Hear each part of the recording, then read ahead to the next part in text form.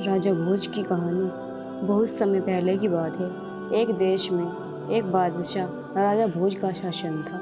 राजा भोज अपने न्याय और बुद्धिमानी के लिए प्रसिद्ध था। उनके राज्य में हर किसी को न्याय मिलता था, चाहे वो गरीब हो या अमीर। एक दिन राजा भोज के दरबार में एक व्यापारी आया और शिकायत की, महाराज, मेरे पास एक कीमती हार था जिसे मैं अपने घर में छिपा कर रखता था, लेकिन कल रात वो हार चोरी हो गया है और मुझे शक है कि मेरे ही नौकर ने उसे चुराया है। राजा भोज ने व्यापारी की बात सुनी और अपने मंत्रियों को आदेश दिया कि वो सभी नौकरों को दरबार में हाजिर करें।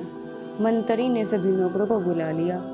राजा भोज ने नौकरों से पूछा, किसी ने इस व्यापारी का हार चुराया है? अगर तुम में से किसी ने चोरी की है तो वो खुद ही स्वीकार कर ले। नौकर में से किसी ने भी चोरी स्वीकार नहीं की। राजा भोज ने अपनी बुद्धि का इस्तेमाल करते हुए एक बात सोची। उन्होंने एक जादू का डंडा मंगवाया और सभी नौकरों को दिया। उन्होंने कहा, यह जादू का डंडा है, जो भी दोषी होगा उसके डंडे की लंबाई रात भर में 1 इंच बढ़ जाएगी।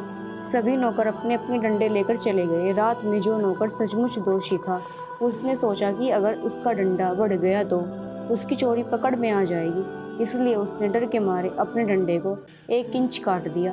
अगले दिन जब सभी नौकर दरबार में आए, राजा भोज ने सभी डंडों की लंबाई मापी। एक नौकर का डंडा 1 इंच छोटा था। राजा भोज ने तुरंत समझ लिया कि यही दोषी है और उसे सजा दी। राजा भोज की इस बुद्धिमानी से न केवल चोर पकड़ा गया, बल्कि सभी को यह भी सीख मिली है कि सच को छिपाया नहीं जा सकता और न्याय हमेशा जीतता है। कहानी की सीख यह है कि सच्चाई और ईमानदारी सबसे महत्वपूर्ण है। राजा भोज की बुद्धिमानी और न्याय ने साबित कर दिया कि झूठ और चोरी का कोई जगह नहीं है और अंत में सच्चाई की ही जीत होती है।